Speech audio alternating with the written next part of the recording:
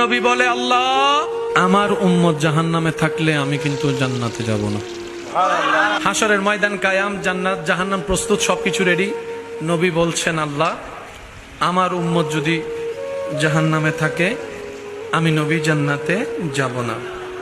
আল্লাহ বলে, হাবিব আপনি যদি জান্নাতে না যান জান্নাত তো উদ্বোধনই হবে না। তো জান্নাত আমি আল্লাহ উদ্বোধন করব, আপনি নবীকে দিয়ে জান্নাত উদ্বোধন করতে নবীকে লাগবে।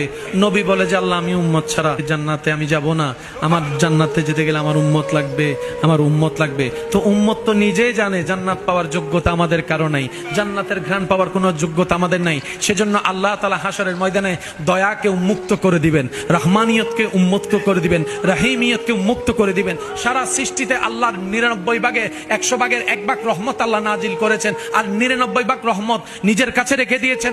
শুধুমাত্র হাশরে দয়া